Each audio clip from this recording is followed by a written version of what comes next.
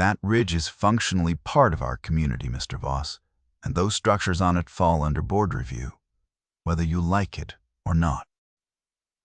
That was Dana Pruitt, president of the Cedar Hollow Homeowners Association, for 6 years running, standing at the bottom of my access road in white sneakers that had never seen gravel before that morning. She was pointing up the slope at my tower, not the cameras she had bolted to my fence posts 3 weeks earlier. Without asking, the tower. The lattice steel relay tower that has stood on the high point of my 40 acres since before Cedar Hollow was a line on anybody's plat map. What Dana did not know, what she never once thought to check in 2 years of letters and fines and clipboard visits, was that I am the man who holds the recorded easement that every cable and conduit serving her entire subdivision runs through, including the fiber feed her brand new security cameras were quietly uploading to. If you found a stranger's cameras zip-tied to your own fence, aimed at your own front door, what would you have done first? My name is Ray Voss. I am 61 years old. For 34 years, I worked as a telecommunications field engineer. The man they sent up the towers in ice storms to splice the lines back together when a whole county went dark. I retired 6 years ago to the 40 acres my wife Carol and I bought back in the early 90s, a long shelf of pine and granite above a valley that is slowly filled in with cul-de-sacs and beige houses. Carol passed 4 years ago. Cancer, fast and unfair. She is buried at the edge of the meadow under a flat stone I cut and set myself, and from that stone you can see the tower. And that matters to this story more than it might sound like it does right now. My son Eli lives with me. He is 17, a senior, all elbows and quiet, and he is better with a soldering iron than I was at his age. The two of us and an old blue heeler named Dot are the whole household. I want to tell you up front how this ended, because the engine of this story is not whether I won. I want you to know I won. And I want you to spend the next 40 minutes watching how a woman who never read a single recorded document talked herself into a hole she could not climb out of. I have a manila folder on my workbench, soft at the corners now, labeled in Carol's old habit of block letters. Inside that folder is the thing that ended Dana Pruitt's career as a self-appointed sheriff of other people's land. She walked past the answer 100 times. She never asked. The 40 acres sit above the Cedar Hollow development the way a hawk sits above a field. When Carol and I bought the parcel, the valley below was hay ground and one dairy barn. The deed we signed came with something most buyers would have skimmed past, a recorded utility easement running back to 1961, granting the parcel owner a permanent corridor for communication and power infrastructure across the ridge. The previous owner had been a regional phone cooperative. They built the tower in '63. When the cooperative dissolved, the tower and the easement and the obligation to maintain the corridor passed with the land. To me, I knew exactly what I was buying. I had spent my whole career around equipment like that. Carol used to say I bought the view. And the marriage came with a radio tower. She was not wrong. For the first 15 years, nobody bothered us. The developer who turned the dairy ground into Cedar Hollow in the early 2000s actually came up the hill, shook my hand on this very porch, and signed a service agreement so his new houses could pull fiber and power through my corridor and off my tower's relay. He understood what he was building next to. He read the deed before he broke ground, because that is what you do when $300,000 depends on knowing where your lines run. That agreement is in the folder too. His signature and mine, dated and clean. Everybody who built down there is connected to the valley through equipment that physically lives on my land, under a right that predates every shingle in that subdivision. The people who live there have no idea. Why would they? You flip a switch, the lights come on. You open a laptop, the internet works. Nobody walks the line back up the hill to see where it comes from. I do not hold that against them. A man should not have to think about his own utility corridor any more than he thinks about his own heartbeat. Still, somebody has to maintain it, climb it, splice it, and stand under it in an ice storm, with sleet running down his collar. And for 34 years that somebody was paid to be me. And for 6 years after that, it was just me, for free. I knew every bolt on that tower. I knew which leg iced first in a north wind, and which junction box took on water in a hard rain. I had earned that steel twice over, once with a career and once with a deed. And a woman in clean sneakers was about to try to teach me that it was hers. The documentation habit was Carol's before it was mine. She kept the household the way I kept a job site, every receipt, every warranty, every letter that mattered, in folders with the year on the tab in those block capitals she swore by. When she got sick, the medical paper alone filled a drawer, and her keeping it straight to the end was the only control either of us had over a thing that respected no control at all. After she passed, I kept the habit because it was hers, and then I kept it because it worked. A labeled folder is a quiet thing. It does not argue. It does not get angry.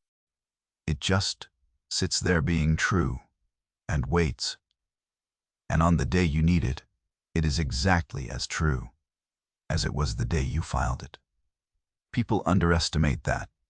Dana Pruitt underestimated it for 2 solid years. Then, Dana Pruitt got elected president of the Homeowners Association.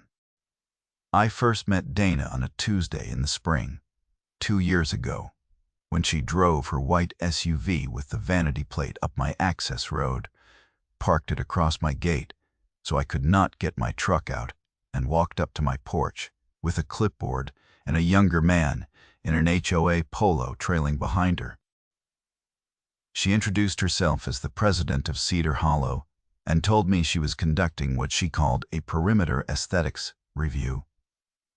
I had never heard the phrase. Neither had anybody, because she had made it up that week. Your property reads into our viewshed, she told me. The community has standards, and that structure, she nodded up at the tower, is a visual nuisance. We'll need it brought into compliance. I told her, level as I could, that the tower was not in Cedar Hollow, that my land had never been part of the association, and that the structure she was looking at was older than the road she drove in on. She smiled the way you smile at a child who has said something cute and wrong. She said the board would be in touch. She left a sheet of paper on my porch rail. It was a notice of aesthetic violation with a fine schedule attached. $40 a day until the nuisance was abated. I did not argue with her. I did not raise my voice. I took the sheet inside, dated it, and started a folder. That is the first thing the trade taught me. You do not fix the outage by yelling at the storm. You log it, you document the fault, and you build the record. That was incident 1. That night, Eli asked me why the lady had parked across our gate. I told him some people decide they are in charge of things they do not understand, and the only thing to do is keep good notes. He nodded, like that made sense, and went back to his homework. Carol would have liked that, he asked. The fines came monthly after that, printed on Cedar Hollow letterhead, slid into my mailbox. At the bottom of the hill, I never paid one. You cannot fine a man for a structure on land you have no jurisdiction over, and I knew it, and more importantly, I had the paper to prove it, and still, I did not show her the paper. People asked me later why I waited. The answer is that I had been an outage engineer for 34 years, and the first rule of a hard fault is you do not act on what you think the problem is. You confirm it. You let it show itself fully before you cut power to fix it. Dana had not shown herself fully, yet she would. The second escalation came that summer. It started with a phone call on a Saturday morning, while I was changing the oil in the truck with my arms black to the elbow. A man named Doug something, a contractor I had never hired, asking in a friendly voice when he could come survey my ridge for what he called the Community Line Relocation Project. I wiped my hands on a rag and asked him to say that again. He said it again. Community Line Relocation Project. I told him there was no project and no relocation, and that he had the wrong number. He laughed a little the way a man laughs when he thinks you are the one who is confused, and he said no. He had the right number. He had been hired by the Cedar Hollow Board to plan moving the utility corridor off my land and down the public right-of-way along the county road. I set the rag down on the fender. I told him the corridor could not be moved because it was recorded, permanent, and load-bearing for his clients' own houses, and that every home in Cedar Hollow drew its service through equipment that physically sat on my ridge. There was a pause. I could hear him shuffling papers. I asked him, plainly, who at the board had told him the corridor could be relocated. He went quiet for a second, and then he said the president had assured him my parcel was, and I am quoting him exactly because I wrote it on the inside cover of the folder that same night, functionally part of the development. There it was again. That word, functionally. As if saying a thing often enough out loud in a meeting room makes a 60-year-old deed quietly rewrite itself in a drawer at the county recorder's office. I told him that before he built Cedar Hollow for a single hour of survey work, he might want to pull the title on my parcel himself, because he was about to design a relocation of something that legally could not be relocated. And a contractor who builds a plan on land he does not control. He thanked me back, slower now, and I never heard from him again. I hope he pulled the title. He would have been the only person in this whole story who did it before it was too late. That was incident 4. If you count the 2 fine letters in between, and I did. By the fall, the binder had a tab system. Eli built me a little spreadsheet that auto-totaled the fines she claimed I owed. We watched the number climb together at the kitchen table like it was a scoreboard for a game. Only one of us knew the rules too. $11,000 by Thanksgiving. None of it collected. None of it collectible. I want you to hold on to that number, because at the end of this, there is another number that sits right next to it. And the distance between the two is the whole point. Now, here is where I should tell you what I started to figure out, because I did not understand the real shape of it for almost a year. Dana Pruitt was not just an officious woman with a clipboard and a grudge about my tower.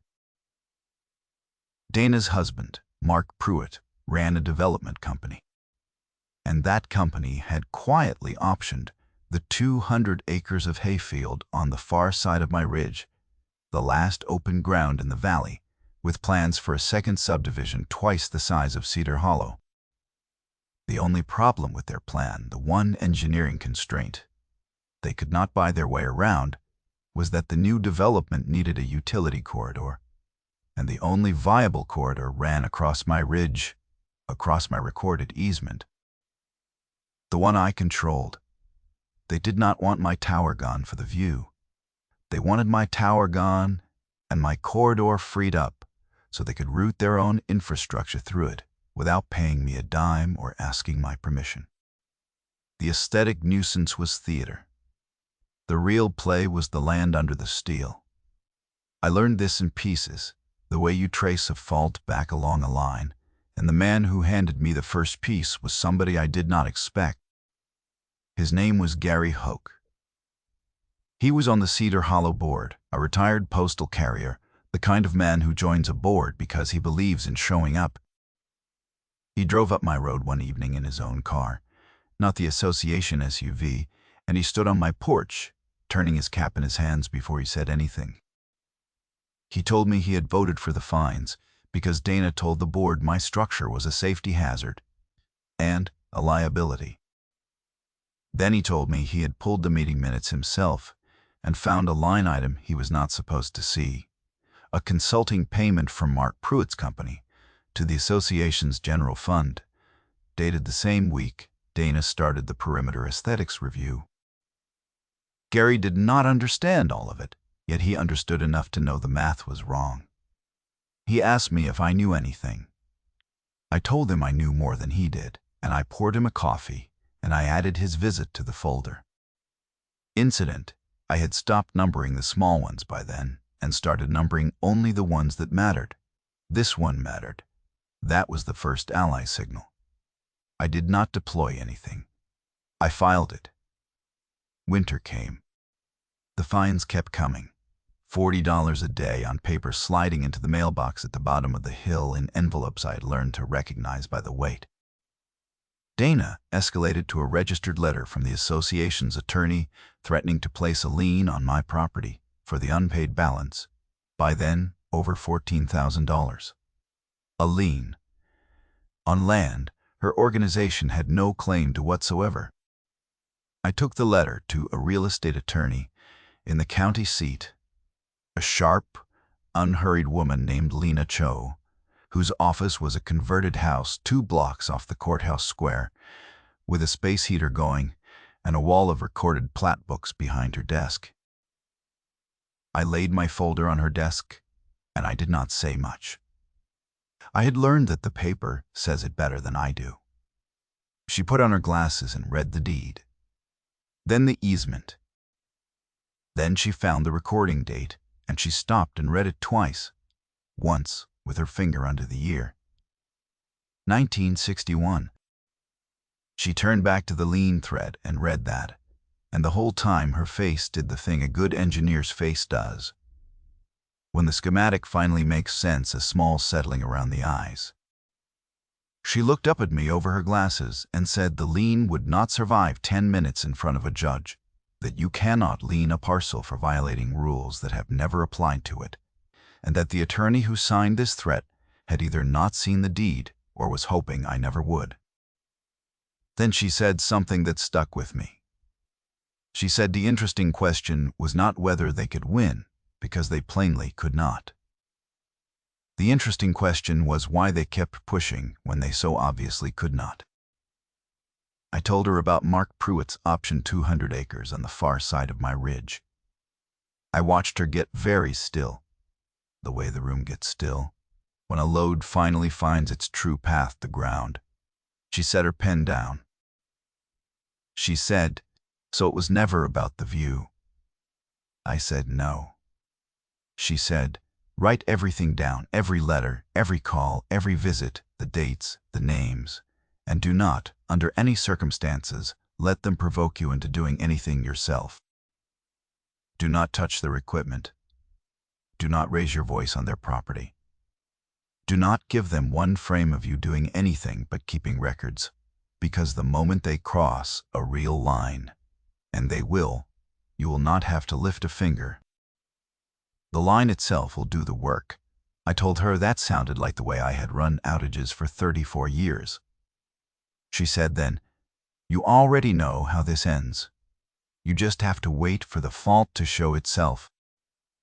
I went home and I told Eli we were going to be patient, a while longer. He was 16 by then. He asked me if we were going to lose the land. I told him no. I told him his mother and I bought this ridge with our eyes open. And there was a piece of paper in the folder, older than both of us, that said so. He asked if he could see it. I showed him. He read the whole easement at the kitchen table, slow, the way I taught him to read a schematic, and when he finished he said, "So they need us, and they don't even know it." I said, "That is exactly right." He grinned. I had to look away for a second. Spring again. 2 years now since the first clipboard visit. And this is where Dana crossed the line that Lena had told me was coming. I came home from town on a Thursday afternoon to find a crew of 2 men on ladders along my fence line, drilling into my cedar posts, mounting weatherproof cameras, and aiming them back up my own access road at my house and my gate. Not at the public road below. At me. At the porch where Eli does his homework. Dot was at the bottom of the drive, barking herself hoarse, hackles up, planted in the gravel like she meant to hold the line by herself. I parked the truck, and I got out slow. The taller of the 2 men came down off his ladder and met me with a clipboard, polite enough, and said they were installing community security monitoring under board authorization. I asked Level to see the authorization. He handed me a work order on Cedar Hollow letterhead, signed at the bottom in blue ink by Dana Pruitt. I read it twice, standing right there in the drive. It described my fence posts, the cedar posts. I set myself the second summer. Carol and I owned the place as community-adjacent infrastructure. It directed the cameras to feed back to the association's monitoring system over the existing fiber line. It was dated that morning. Her signature was a confident thing, all loops. The signature of a woman who had never once been told no and meant it. I want to stop here because this is the moment the whole thing turned and most people miss why. For 2 years, Dana had been making claims. Letters, fines, a contractor, a lawyer's threat, words in meeting rooms. Claims are smoke. You cannot ground a fault on smoke. Now, finally, she had done something specific and physical and provably hers. She had crossed my recorded boundary, bolted her equipment to my posts, aimed surveillance at my 17-year-old son, and she had put her name on the order in blue ink. That was not a claim anymore. That was an act. And here is the part she truly did not understand, the part nobody on her side had thought to check. The fiber line those cameras fed back through, the line her own work order named. In plain print, the line carrying her surveillance footage down the hill to her monitoring station ran through my tower, through my relay, through equipment that sat on my land, under my easement, that I owned outright, that I had climbed and serviced with my own hands in every season for 6 years. She had built her operation to watch me on top of the one piece of infrastructure in this entire valley that I controlled completely. She had run her wire through my hands and asked me to hold it for her. I did not touch the cameras. I want to be clear about that, because it is the discipline that won this. I did not climb a ladder and rip them down. I did not cut a wire. Instead, I did 3 things, in order, calm as a man closing up a shop. First, I photographed every camera, every fence post, every drill hole, and the work order, and Eli backed the photos up to 2 drives. Second, I called Lena Cho and read her the work order over the phone, and I heard her pen stop on the line, and she said, "He signed it," in a voice like a door clicking shut. Third, I drove to the county recorder's office the next morning, and I pulled, for the price of a copy fee, the full chain of title and easement records, certified, so that what was true on my workbench was now also true on county letterhead with a raised seal. Then I made one phone call. I had been saving for 2 years. The tower and its relay equipment carried not just Cedar Hollow's service, but a licensed point-to-point microwave. Link I maintained under a federal license, a license tied to me personally, as the equipment operator issued under my name and renewed every cycle since I retired. Aiming unauthorized equipment into a federally licensed link and routing third-party data through licensed relay infrastructure without the operator's authorization is not a homeowners association matter. It is a federal one. I did not threaten anybody with that. I simply documented that the cameras were feeding through my licensed relay, saved it, and filed it. The trap was not something I built. It was something Dana walked into and then bolted herself to with her own signature. That night, Eli sat with me on the porch and asked if the cameras meant they could watch us. I told him they could try, but that every frame they recorded was traveling through equipment to belong to us, and that sometimes the best thing you can do with a trap is let the other person finish setting it. He thought about that. Then he asked if Mom would have told me to take them down anyway. I said probably, and that she also would have made me write down the date first. He laughed. Dot put her head on his knee. The cameras blinked their little red lights at us all night, and I slept fine. Over the next 6 weeks, Dana got bolder, because nothing I did fought back, and to a person like Dana, silence reads as fear. The newsletter came first. Gary Hope drove up my road on a Sunday and laid it on my kitchen table without a word, the way you set down something that embarrasses you to be holding. It was a full-color community bulletin, and a third of the front was given over to what she called the Ridge situation. She described the holdout on the Ridge as a safety risk and an obstacle to community improvement. She named me. She named my parcel by its road number.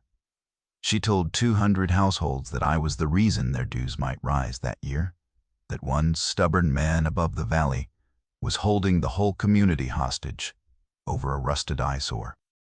I read it twice. Eli read it over my shoulder, and his jaw went tight in a way I did not like to see on a 16-year-old. I told him to go ahead and be angry for about a minute, and then to help me scan it and date it, because angry does not go in the folder. The scan does. Then she held a public meeting in the Cedar Hollow clubhouse, and Gary went and took notes for me, because Lena had told me to stay out of every room I was not legally required to be in.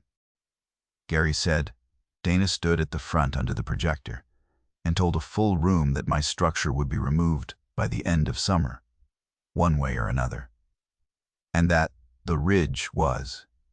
And I will give you the third time she said it, because she said it in 3 different rooms across these 2 years.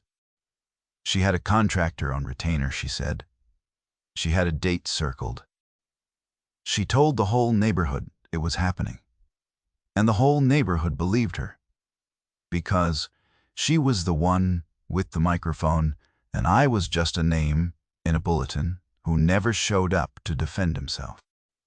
What she did not have was the deed. She had never read it.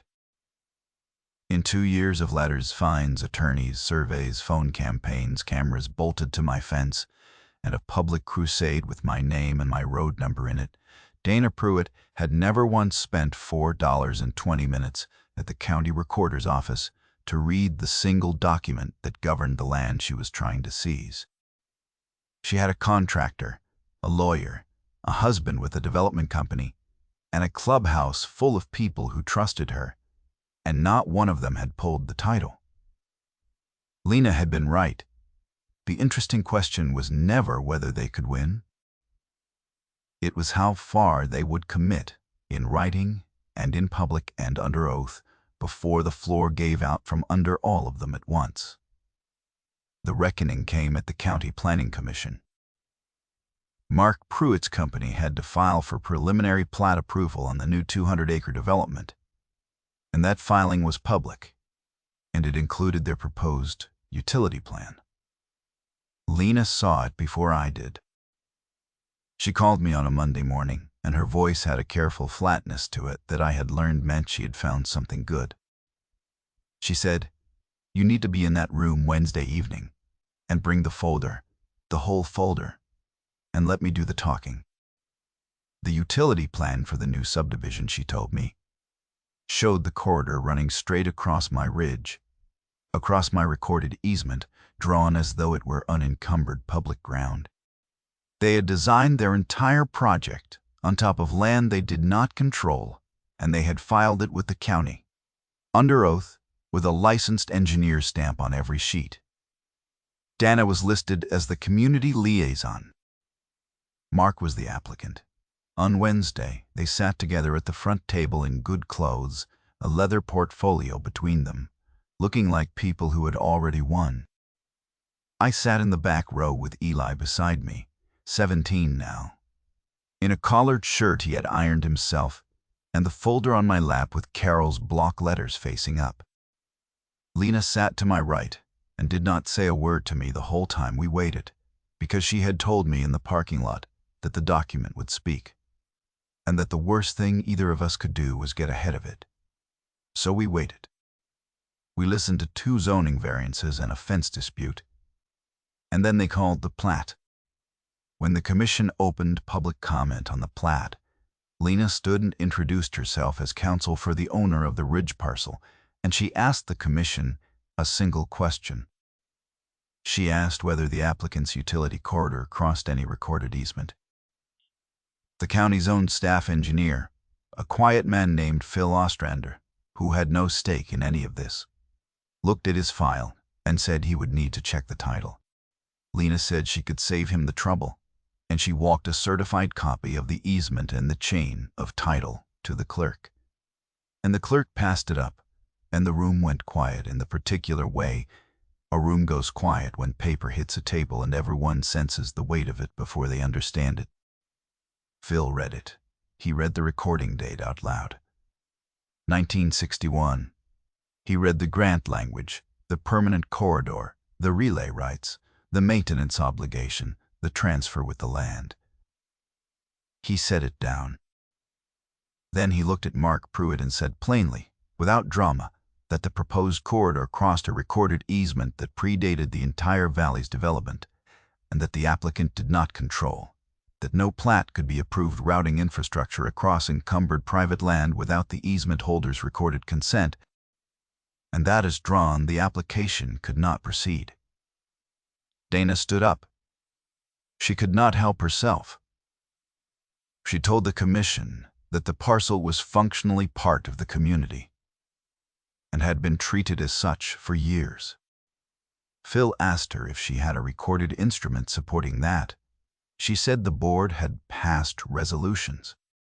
He said board resolutions do not amend recorded property rights, and he asked, not unkindly, whether anyone in the application had reviewed the title before filing. The silence answered him. Mark Pruitt was staring at the certified copy on the table like it had appeared out of the floor. That was the moment. There was no shouting from my side. I did not stand up.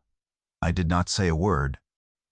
I sat in the back with my son and let a man who had never met me read out a date from 1961 and watched 2 years of fines and letters and cameras and newsletters collapse into that one sentence about recorded property rights. Lena had been right about everything. The document spoke. I did not have to. Then she added the second number to mine.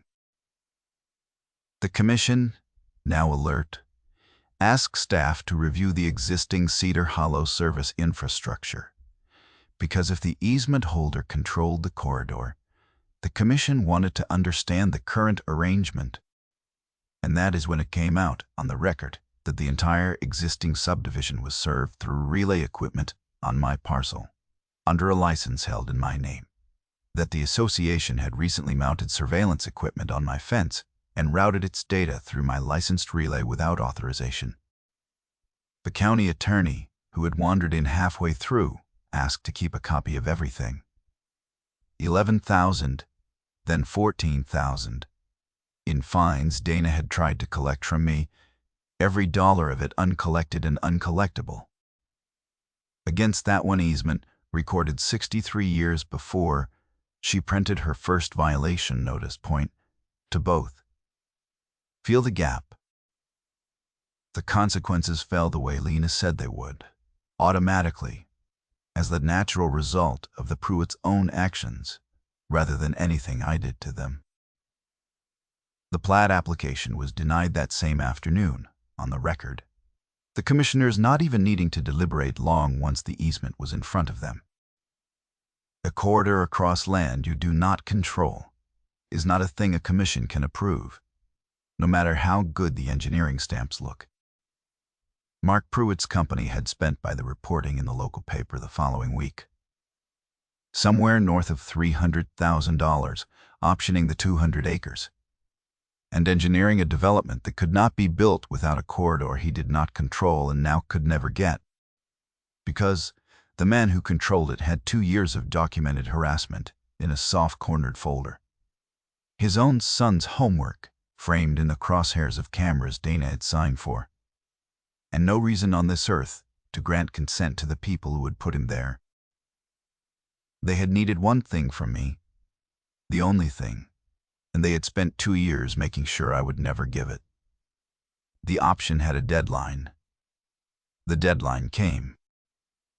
The land deal died on the calendar quietly, the way these things actually die. Not with a bang, but with a date passing and a phone not ringing. The association's own attorney, the same one who had signed the lien threat, took one look at the unauthorized cameras feeding through a federally licensed relay and the certified easement now sitting in a county file, and advised the board in writing to remove the equipment immediately. Gary Hogue called me the night before the vote and asked if I wanted anything said on my behalf. I told him no. I told him the paper had said all of it already. He made the motion to rescind himself all $14,000 in fines they had never been able to collect, and to order Dana's cameras off my fence within 10 days. He told me later he had never enjoyed a vote so much in his life, that he had joined that board to show up for his neighbors and had finally gotten to do it. Dana Pruitt resigned the presidency before the next meeting, not out of grace. The newsletter she had sent naming me as a safety risk. The public meeting where she promised my tower would be gone by summer. The work orders she had signed with her own hand directing cameras onto land she had never owned. All of it sat now in a county file with a raised seal, public record, anyone's to read. And the same households she had told to fear the man on the ridge read in the same local paper that the holdout up the hill held a recorded right older than every house in Cedar Hollow, and had been right the entire time. She did not get voted out. There was simply nothing left for her to preside over, and she knew it, and she left. The cameras came down on a Wednesday. Eli and I watched the crew unbolt them from the posts. Same crew, sheepish this time. They filled the drill holes with my own caulk because I asked them to. And they did not want any more trouble. When the last one came off the post by the gate, Dot trotted down the drive and sat in the gravel where she had barked herself hoarse 2 months before, satisfied, like she had personally seen to it.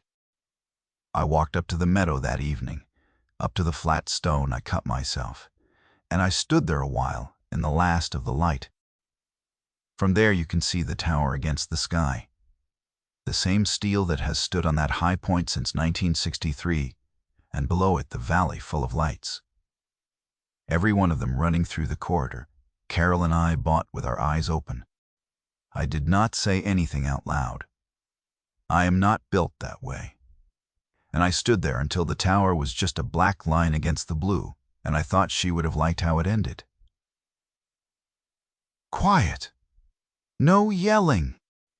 Just the paper, and the date, and the land, still ours. Eli starts engineering school in the fall.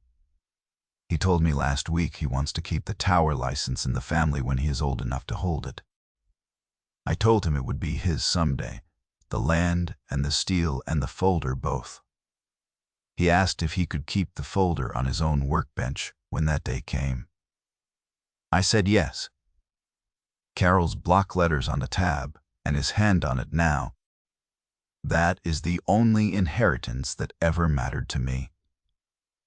Here's the lesson, plain as I can make it, because this is the part I actually want you to take with you. If you own land, read your deed. All of it, the boring parts, the easements and the exceptions. and the old recording dates nobody mentions at closing. Walk your boundaries with the survey in your hand and know where your lines really are, not where your neighbor says they are. When somebody with a clipboard tells you that your property is functionally part of anything, go to the county recorder, pay the few dollars, and pull the certified records yourself, because a board resolution cannot amend a recorded right, and a loud voice cannot rewrite a deed. Keep a folder. Date everything. Photograph the work order, back it up twice, and never let anger make you do the thing they are waiting for you to do, because the moment they put their overreach in writing and sign it, the document you already hold does all the work for you. The quiet, careful owner with clean paper beats the loud one with a golf cart every single time. That is not luck. That is just keeping records. If you have got a story like this, a clipboard, a fence line, a fight you won, or one you are still in the middle of, put it in the comments. I read them. If this is the kind of story you want more of, subscribe and stick around, because there are more of these than you would believe. Next time, I will tell you about the woman who tried to charge a rancher for the rainwater that crossed his own land, and the 100-year-old water right that turned her whole scheme upside down in a single afternoon at the state engineer's office. Take care of your land. Read your paper. I will see you on the next one.